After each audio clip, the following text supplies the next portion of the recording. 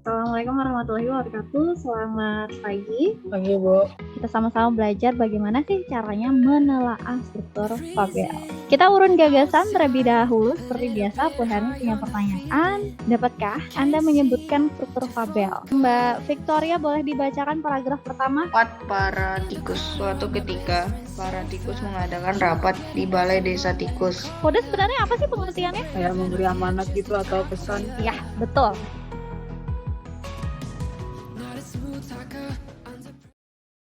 Oke, Assalamualaikum warahmatullahi wabarakatuh. Selamat pagi. Pagi, Bu.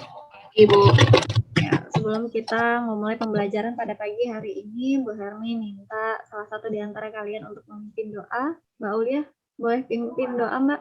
Assalamualaikum warahmatullahi wabarakatuh. Sebelum kita mulai pembelajaran, sebaiknya kita berdoa menurut kepercayaan masing-masing. Berdoa dimulai. Terima kasih, Mbak Aulia. Bu Hermi akan menyampaikan kantor belajar. Username-nya dengan format nomor absen diikuti dengan nama lengkap. Yang kedua, silakan aktifkan audio dan video. Yang ketiga, silahkan jika ingin menjawab pertanyaan gunakan fitur kolom chat. Jika ingin bertanya atau berbicara ketika Bu Hermi sedang menjelaskan, kalian bisa menggunakan fitur raise hand. Dan terakhir, aktif dalam mengikuti pembelajaran. Kali ini kita masih di bab 6 teks fabel dengan subbabnya yaitu C, menelaah struktur dan bahasa fabel. Karena struktur fabel dan bahasa dari fabel itu cukup banyak ya materinya, maka daripada itu Bu Hermi bagi jadi 2. Jadi minggu ini kita belajar tentang struktur fabel terlebih dahulu. Tujuan pembelajarannya diharapkan selama kurang lebih 60 menit ke depan seluruh siswa kelas 7D itu nanti dapat menelaah struktur fabel. Kita urun gagasan terlebih dahulu. Seperti biasa, Bu Hermi punya pertanyaan. Pertanyaannya adalah, dapatkah Anda menyebutkan struktur fabel? Yang bisa, silahkan tulis jawabannya di kolom chat. Bu Hermi tunggu dari sekarang. Mbak Elizabeth, boleh dibacakan jawabannya? Struktur fabel, orientasi, komplikasi, resolusi, dan koda. Oke, baik. Terima kasih. Yang kedua, Mbak Alifa, boleh dibacakan jawabannya? Struktur fabel ada 4, yaitu orientasi, komplikasi, resolusi, dan terdapat koda. Ya, oke. Baik, terima kasih. Terakhir, Mbak Amel, boleh dibacakan jawabannya? Struktur fabel adalah orientasi, komplikasi, resolusi, dan koda. Oke, baik. Good job. Ibu udah baca semua jawabannya, luar biasa. Salah satu contoh teks fabel dengan judul Rapat Para Tikus. Oke, Bu Hermi minta nanti satu persatu untuk membacakannya. Mbak Victoria, boleh dibacakan paragraf pertama? para tikus. Suatu ketika, para tikus mengadakan rapat di balai desa tikus untuk menyusun rencana dalam rangka membebaskan diri dari musuh mereka, yaitu sang kucing. Setidaknya mereka ingin menemukan cara untuk mengetahui kapan dia akan datang. Jadi mereka memiliki waktu untuk melarikan diri. Oke, baik. Terima kasih.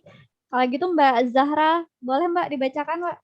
Sungguhnya sesuatu harus dilakukan, karena mereka hidup dalam ketakutan terus-menerus terhadap cakarnya, sehingga mereka hampir tidak berani bergerak dari sarang mereka siang atau malam. Banyak rencana dibahas, tetapi tidak satu pun yang dianggap cukup baik. Akhirnya, seekor tikus yang sangat mudah bangkit dan berkata, "Saya punya rencana yang tampaknya sangat sederhana, tetapi saya yakin ini akan berhasil. Yang harus kita lakukan adalah menggantungkan lonceng kecil di leher kucing. Saat kita mendengar lonceng berbunyi, maka kita akan segera tahu bahwa musuh kita akan datang." Oke, baik. Terima kasih Mbak Zahra. Elizabeth, boleh dilanjutkan?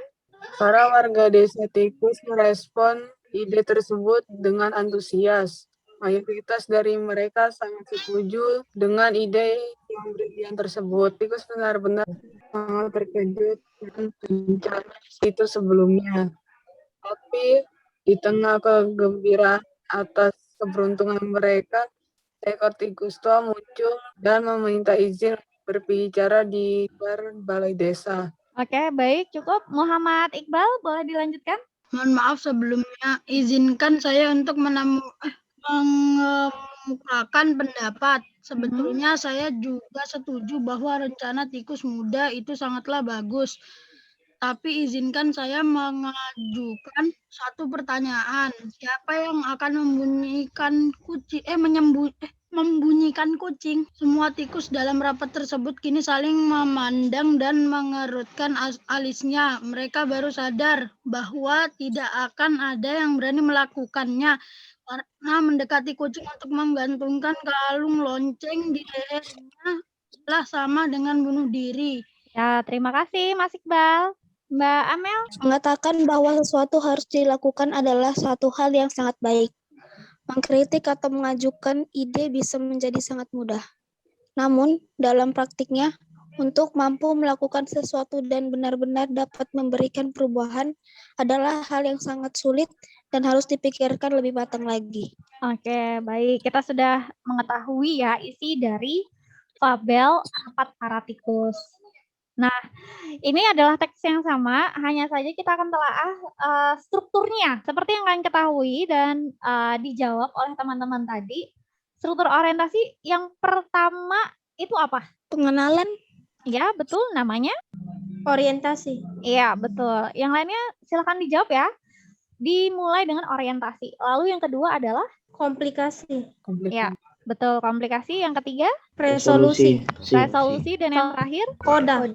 Oke. Koda ini boleh ada, boleh tidak ada. Jadi tidak wajib ya.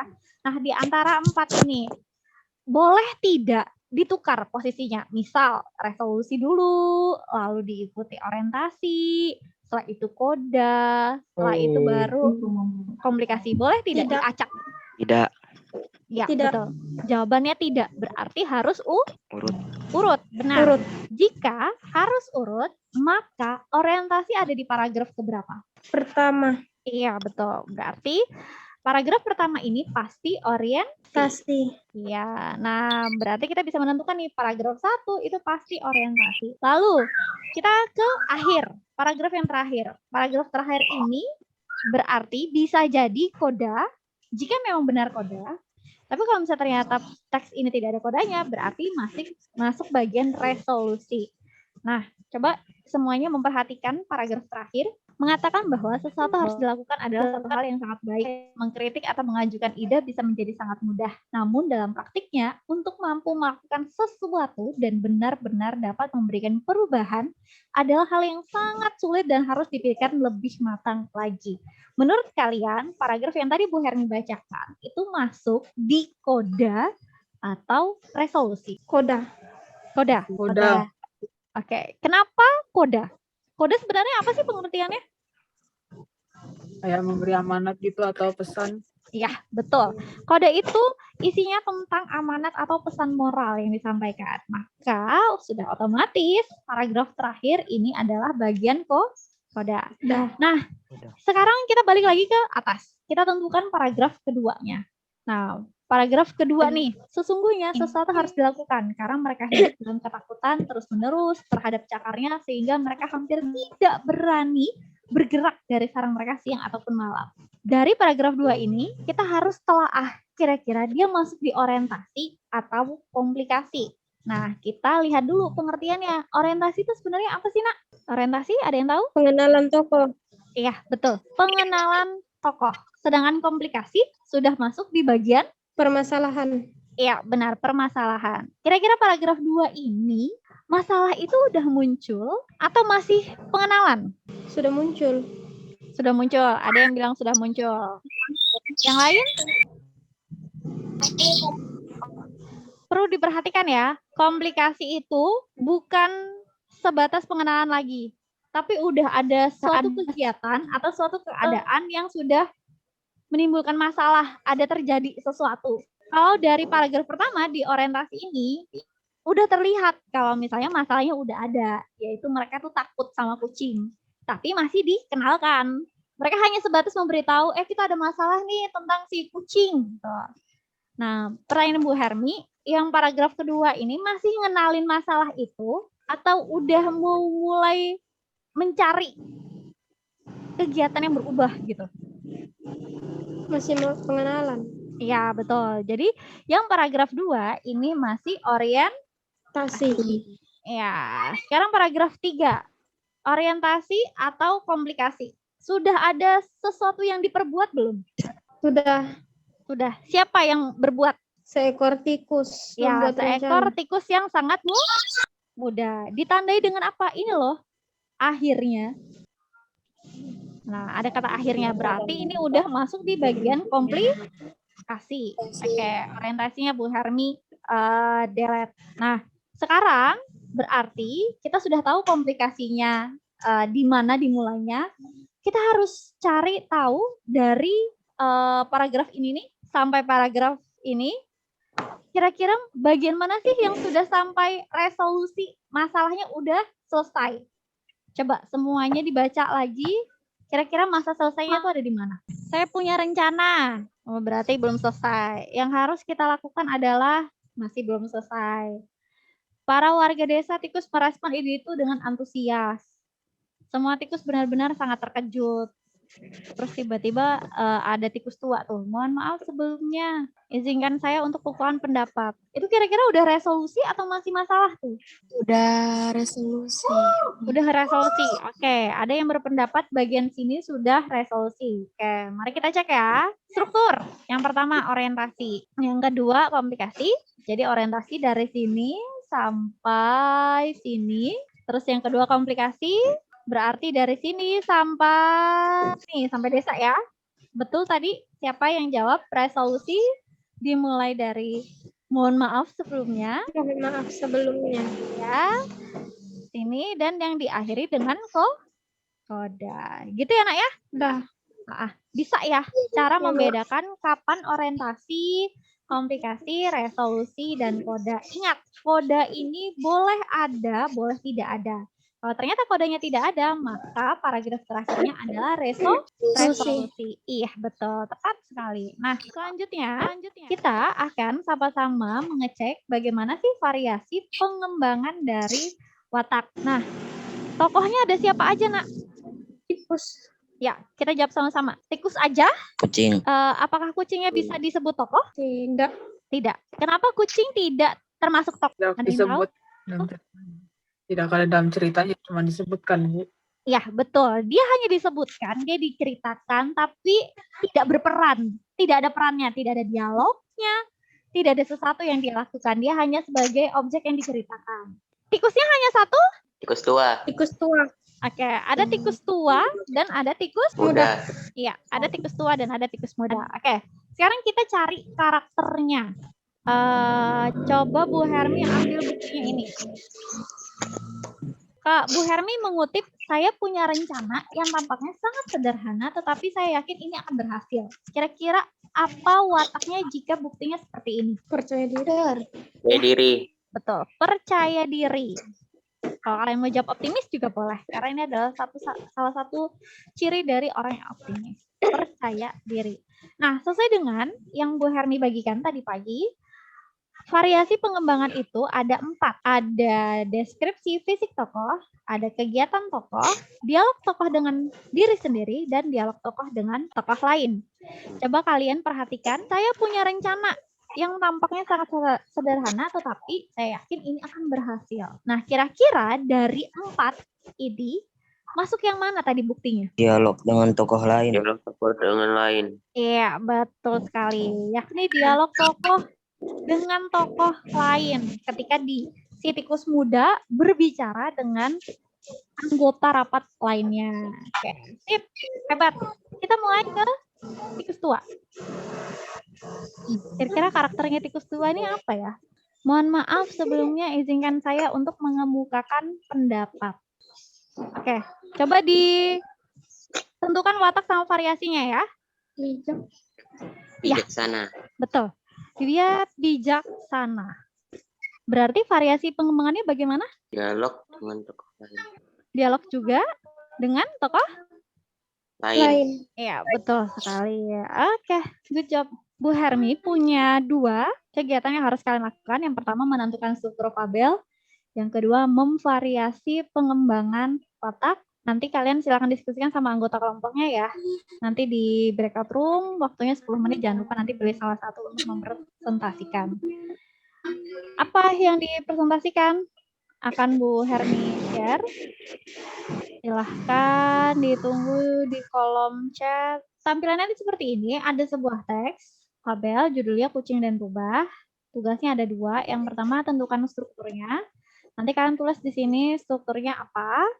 Misalnya orientasi. Kalau misalnya kalian, sebenarnya ini di laptop atau di komputer itu lebih mudah. Tapi kalau misalnya kalian bukanya di HP, itu tetap bisa. Nah, misalnya nih sampai segini. Nanti tinggal copy paste aja. Gitu aja. Nanti tinggal dimasukin ke tabelnya gitu ya. Terus yang untuk tokoh, ya tinggal ditulis aja nanti tokohnya siapa. Si A. Letaknya apa, variasinya apa tadi, terus buktinya apa. Kalau misalnya tidak ada pertanyaan, Bu Hermi akan bagi kelompoknya. Silakan bergabung. Jangan lupa waktunya 10 menit. Udah bahas siapa yang presentasi nih. Udah selesai kan, Nak?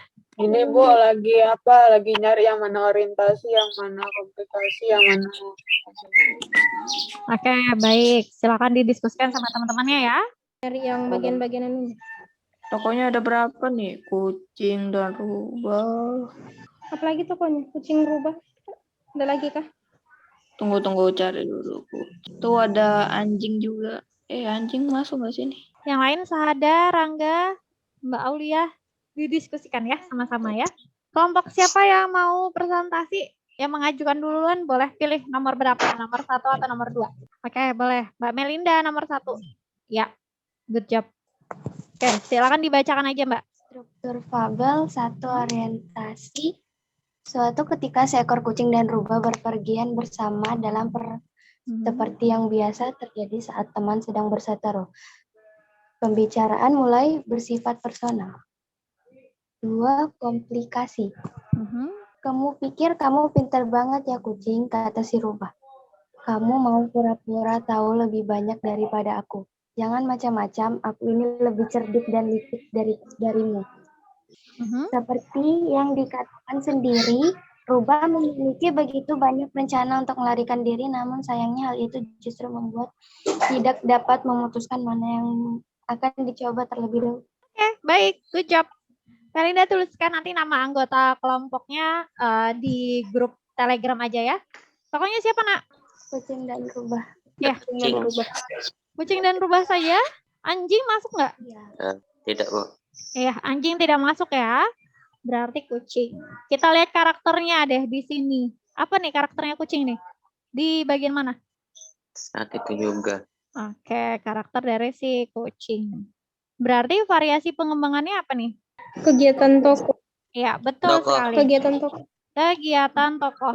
Berarti wataknya si kucing apa nih? Cerdik. Sekarang rubah. Sombong. Sombong. Di bagian mana yang terlihat banget sombongnya? Kamu pikir kamu pintar banget? Oke, baik. Kamu pikir kamu pintar banget ya kucing. Berarti si rubah ini dia wataknya sombong. Variasi pengembangannya apa?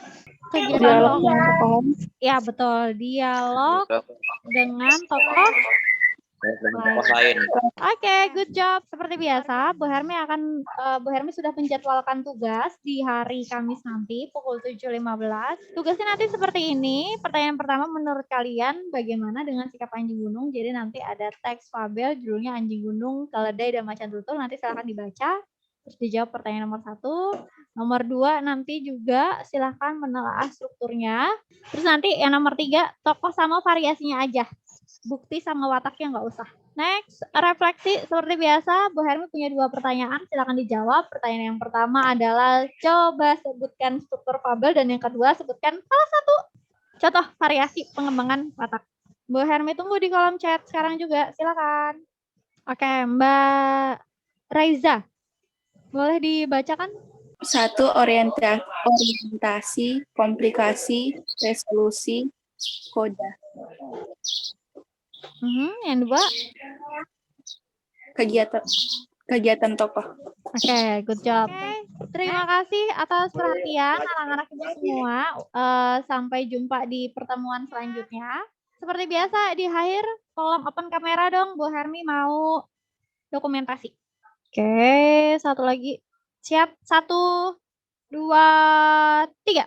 Terima kasih. Selamat siang. Wassalamualaikum warahmatullahi wabarakatuh.